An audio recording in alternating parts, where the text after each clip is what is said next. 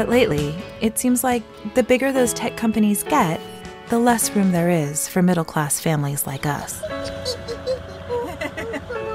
Remember the last housing bubble? You know, the one that nearly brought down the entire global economy? Well, those prices were cheap compared to what they are today, and prices just keep going up and up and up. Since the 1960s, wages have risen 59% on average, but house prices have increased a massive 280%. A gap that began opening up in the 80s and 90s when we switched from a regulated economy to a market-driven one.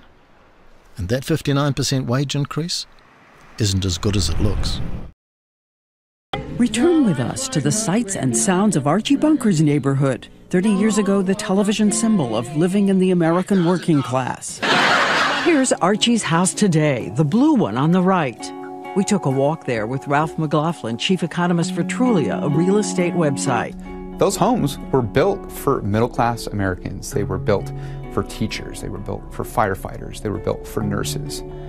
And those types of people can't afford those homes anymore. I see a middle-class neighborhood that is no longer affordable to the middle class. I think as crazy as these prices might seem, they're going to probably double in the next 6 to 10 years. It might sound crazy, but it's already happened in our neighborhood. Prices here have doubled in just the last 2 years. Now they're twice what they were at the peak of the last housing bubble in 2006. The median price on our street is around $1.5 million. The amazing part, I don't think it's going to end. I think the fundamental lack of supply, strong demand, is going to drive this market forever. That's not good news for families like us. We're just renters trying to save for our first home. Kathy Massey moved into Archie's neighborhood 40 years ago. Her husband was a truck driver. She showed us who's buying these houses now. He's a banker. He's a CEO. She says in 1978, her house cost almost $60,000. Today, it's valued at $800,000.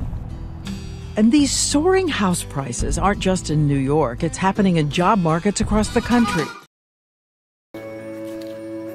I always thought I'd raise my kids in the place where I grew up. And now, it's time to face the truth. We've been priced out. It's almost impossible to find a house anywhere from San Jose to San Francisco for less than $1 million. That's a 40-mile stretch. The listing for this San Francisco home warned potential buyers that it was in a deteriorative state. But it sold quickly for $1.2 million, 50% over the asking price, bought for all cash. This uninhabitable Palo Alto home is in a flood zone, so the savvy buyers got a great deal. They only paid $1.75 million, a whole $50,000 under the asking price. So we wondered about that other TV home, Roseannes House in Evansville, Indiana. Bye. Bye. Bye. Quick, they're gone. Change the locks. Her house would cost $129,000. But Roseanne's fictional job on TV was in manufacturing. But in Evansville, the number of manufacturing jobs is shrinking. So home ownership in America where is it now? Homeownership in America is at a 50-year low. Think about that, Diane. How many things can you think of today are at 50-year lows? So Americans are right that something profound has changed. In the 1970s, a father on one salary could afford the average new home being built then. It was 1,700 square feet. 2/3 had fewer than 3 bedrooms, more than 1 bathroom, a luxury. The cost? $191,000. But today, the average new house is $360,000. And the home has grown by 60%, 2,600 square feet, 4 bedrooms, not to mention multiple bathrooms, as builders keep catering more and more to upscale incomes. Things are so out of control that in our neighborhood, you can barely rent a tent in someone's backyard for less than $1,000 a month. No, really, For $46 a night, you get a tent in the backyard. It is 8x9 Coleman tent with a sleeping bag, a pillow, a handful of wicker baskets to put your stuff. You get an extension cord to charge your laptop. You get Wi-Fi. You get a shower per day. And if we happen to be cooking, then you could eat with us. Wanda Fee, a mother of 12, is lucky to have this little tent in the church. Deb Folingstad lived in this San Francisco apartment for 10 years. One day, she got a notice from her landlord saying that her rent was going up more than 300%, from just over $2,000 a month to $8,900. I didn't even know how to react to it. I'm like, what? You know, is this a joke? And I keep reading, and then I was like, and my security deposit's going up to $12,500. She went straight to the tenants union for help. And they're shocked. They're shocked. They had never seen a rent increase like that. No one had seen, they passed it around the office. Look at this. They told her there was nothing she could do. She had to either pay up or get out. So she started looking for another place. I was seeing basement studio apartments. And in San Francisco, that means somebody converted their basement into a studio apartment. One room, no windows, damp, underground, and the lowest I saw was something at $1,700 a month. If you spend about a third of your income on housing, like government guidelines recommend, you'll need to make more than $200,000 a year just to afford the average two-bedroom. Add to it the 25% hike in rent in her town of Burlingame, California. We drop in for tea with neighbors. Teachers can't afford to live here.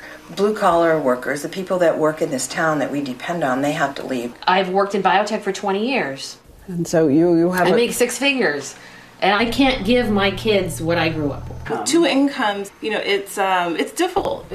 We can live here, but, can we thrive here? So you have to live in a place you can't afford to live to keep the job that you want to keep to. It's a trap. Right. It says a lot that almost everyone at this table with me a year and a half ago is gone. They had to leave their home. In 1979, I was a school teacher when my wife and I bought our first home in Christchurch. With my degree, I was earning $13,000 a year, but that was okay because our house was a medium-priced home at $26,000. So, 2 years of my teacher's salary. 38 years on, what's it like for a teacher on a similar pay scale today? Meet Michelle and Nathan. What do you earn a year? Because I've been teaching now for 12 years, so the top of the pay scale for qualified teachers is about $78,000. $78,000. All right, let me show you some figures here. My first house was in Christchurch. Okay, so let's just have a look at Christchurch here for a moment. The median priced house, $486,320. Okay, so that's what, about 6.5 years of your teacher's salary? Yeah, near enough. When I bought a house in Christchurch, it was 2 years of my teacher's salary. But you're living in Auckland, right? Okay, well, and in the metropolitan area, the median priced house is $890,000. Yeah. So that's what, about, you're good at maths, 11 years? 11 years, maybe somewhere up about there, of your entire teacher's salary. What do you think about that? People say the main reason rents are so high is because there's a housing shortage. But there are plenty of empty houses in our neighborhood. Oh my God. I think it's safe to say that nobody lives here. This is the biggest weed I've ever seen in my life. Oh my gosh, this thing is so tall. Unoccupied homes are so common that locals have a name for them. Ghost houses. Over here, there's trash in the driveway. It's these are old closed closet doors. I heard a rumor that this house on our street was purchased by a Chinese investor in an off-market deal. I have no idea if that's true or not. All I know is it's unmaintained and empty. The backyard's really overgrown. It's worse than the front yard. With home prices going up so fast, many property owners, especially overseas investors, don't want the bother of tenants. So these houses sit permanently empty, even though they could easily rent for more than $4,000 a month.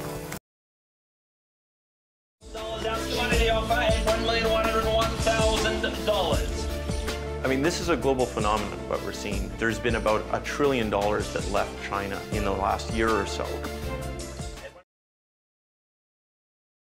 We gathered a panel of experts to help guide us tonight. All of them say they got to live their own American dream. Tamara Drought, the daughter of a steelworker. Being middle class security, being able to put away some savings, being able to save for retirement. All of those things have gotten so much harder to achieve. Darren Walker, who gives a lot of credit for his success to Head Start. Arthur Brooks grew up in a working-class neighborhood in Seattle. Dan Gilbert, now at Harvard, but started his academic career at a local community college. Once upon a time, the gap between the rich and the poor was not a large one, and everybody on one side of it had hopes of getting to the other. Two things have happened. One, that gap has become extraordinarily large, and two, the ability to cross it has become extraordinarily rare. You know, it's a game of chutes and ladders that has become all chutes and very few ladders. Even if you're making good salary, nobody can get in without help. That just doesn't exist anymore. Our friends Robyn Shira just had a baby. They both have graduate degrees and good jobs, but their only hope for getting a house is to have Shira's parents buy one and then rent it back to them. Her parents are willing to spend up to $2 million, but here's the punchline. Even with that kind of budget, it's hard to find a decent place.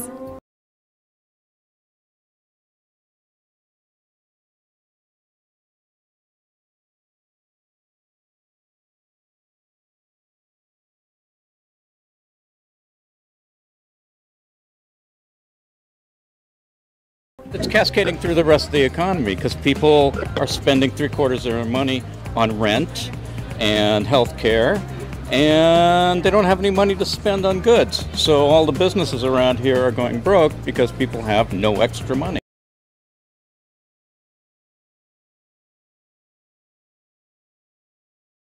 It's a problem I think the tech companies have to figure out themselves. Like, you keep hiring people and you pay them enough to meet the current market rate, but then they get more money and then prices go up, and then no one ever really gets ahead. So you have people who are making a lot of money, but they still can't afford anything because everything just goes. In the meantime, the outward migration is creating a group of Americans called super commuters. There's one light on up there. I wonder if that's his light. It would be about, is it time yet? We travel to meet Ronnie Thomas, who is just getting up. He's 55 years old, he has a wife and 2 children, and because he can't afford to live near his work, every day he makes an 80-mile commute. But he also can't afford a car, which means he commutes 4 hours to work, 4 hours back, and he's done it for 10 years. It's a real problem. Yeah, he works at Google, and I work at Synopsys. Both are in Mountain View, and it's hard to hire people if they're not from here, because then they try to find a place to live and they can't afford it. So middle-class families like us are being forced further and further away. The drive home can go up 4 or 5 hours, depending on what time I leave, because everyone comes in at different times, but they all leave at the same time. I usually get up about 5, and I leave my house about 10 to 6. I work a full day, and I get on a train at about 4:30, 5 o'clock in the afternoon, and I usually get home about 8 at night. It's a long day. We don't have kids, but for people with kids, how do you spend time with your kids if you're spending all of your time on a commute? Do you ever get up in the morning and think, I just can't go out in the cold and the rain and ride this bike and take this train and take this bus? Every morning. This is every morning. Every morning I feel that way, you know? But I have responsibilities. I have a wife, I have kids. These are my driving force. We go with him, first by bike, 5 miles to the train, then 66 miles by train to the bus. Then it takes another 30 minutes by bus until he's dropped at his workplace. Ronnie works at Stanford University, unloading the boxes of food they serve students on campus. The tuition at Stanford is $45,000. And Ronnie, who grew up in a rough neighborhood, says once his dream was to take computer classes, but his long commute makes his dream impossible. So there he is, every morning, walking his bike past the Stanford University students who are just waking up.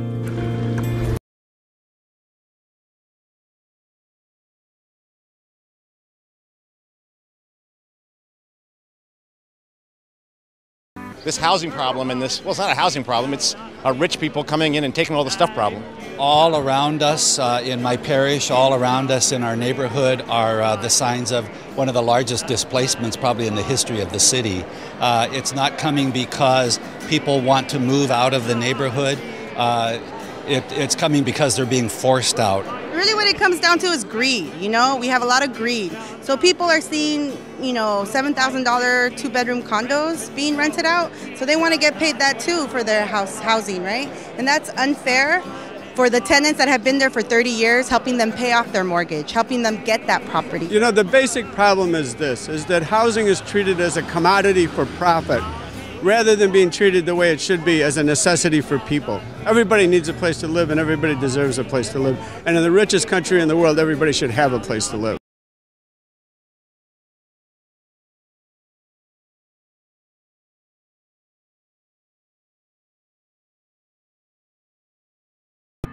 As for the cost of housing, the experts say it's a lot about political leadership, like changes in the zoning laws. People who are privileged, people who are entrenched interests have made it impossible to build low-income housing, any housing. The solutions are within our reach. The question is, do we have the will to implement? My dad was a postman and my mum was a factory worker. And yet they were able to build a brand new house in Christchurch with next to no money. How did they do it? Well, with one of these, a state advances loan. All a family like mine had to do back then was to get a 5% deposit together, and then the government lent them the rest of the money at 3% for 40 years. To any New Zealander under the age of 30, the idea that a government might borrow on its own assets to house its citizens may seem unbelievable. And yet that's what consecutive Labour and national governments did from the 1930s to the late 1960s. Governments driven by the belief that home ownership was the key to a healthy society and a stable democracy. Professor Philippa Houghton-Chapman is a public health and housing expert at the University of Otago, based in Wellington. Philippa, how did it come about that the government got involved in providing first mortgages for people? Well, they realised that there are a lot of inner city areas where people were in very poor, damp flats. There was typhoid, there was a fear of bubonic fever, children were dying, and so they said, let's get them actually into decent housing. And so they thought that, well, if we loan people money against the assets that we've got, it will mean that families can have safe, warm houses to live in, the children have areas to play in, it'll be a much healthier population. So did we have a different idea about the function of government? Did government see housing as infrastructure? They certainly did. I mean, it was seen as essential infrastructure. Roads, housing, schools, they were all considered part of what made a society socially inclusive and where you weren't judged by how much money you had, everybody contributed in different ways.